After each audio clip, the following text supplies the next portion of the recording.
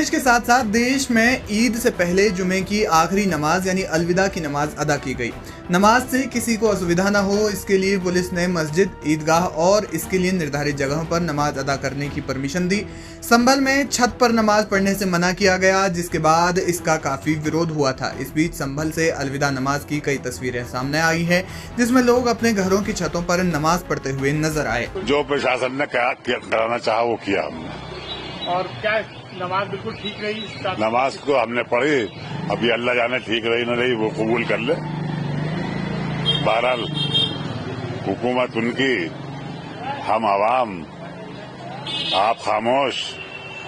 मालूम है आपको, अगर ये आप चौथा स्तंभ हैं, देश के चौथा स्तंभ हैं आप, और ये है वो आया है कि अगर विपक्ष कमजोर हो तो ये चौथा स्तंभ आगे बढ़े और रोके, मगर आप भी कुछ नहीं बोल रहे, क्या करें? वक्फ बिल को लेके तमाम बातें हो रही है।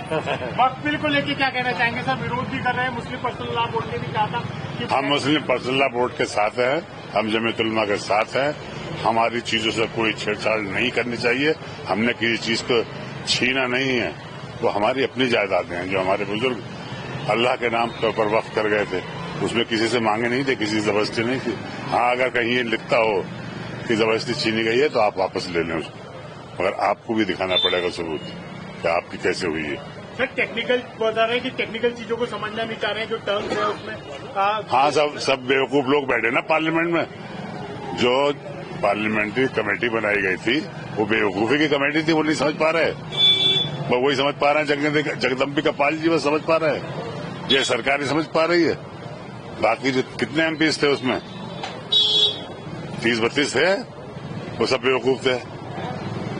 जगदम्बिका पाल जी जो है वो कलमंद थे।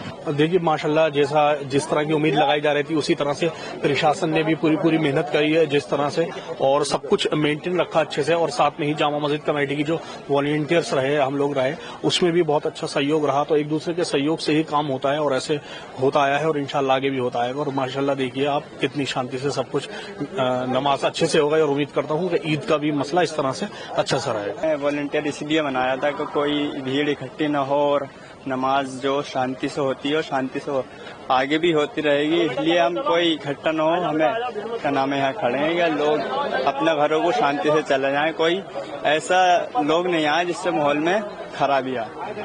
लगातार आप लोग मेहनत कर रहे हैं, देखा जा रहा है, और अब लगभग लोग जा चुके हैं। जी, लोग जा चुके हैं। थोड़ी जो सुन्नतें वगैरह पढ़ना वो रहेगा मस्जिद में, वो भी आने वाले हैं, चले जाएंगे, फिर अपने अपने घर चले जाएंगे लोग। घरों की छतों पर नमाज की नहीं थी कोई रोक।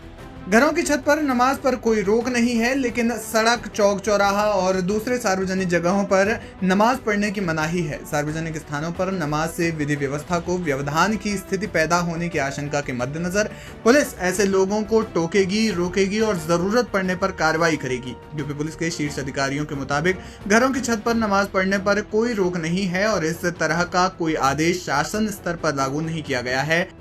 सड़क और दूसरी सार्वजनिक जगहों पर नमाज नहीं पढ़ना है, जो व्यवस्था पहले से लागू है। यह विवाद तब सामने आया था जब संभल में एक पुलिस अफसर ने कहा था कि घरों की छत पर नमाज नहीं पढ़ना है। जब इस रोक पर विरोध के स्वर उठे तो पुलिस अफसर ने सफाई दी कि जर्जर मकानों की छत पर लोगों को उनकी ही सुरक्षा के लिहाज से नमाज ना पढ़ने की सलाह दी गई है।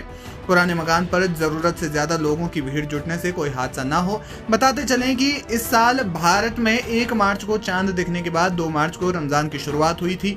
महीने भर से चल रहे रोजा और इफ्तार के बाद ईद का चांद दिखने के आधार पर भारत में 31 मार्च या 1 अप्रैल को ईद मनाई जा सकती है।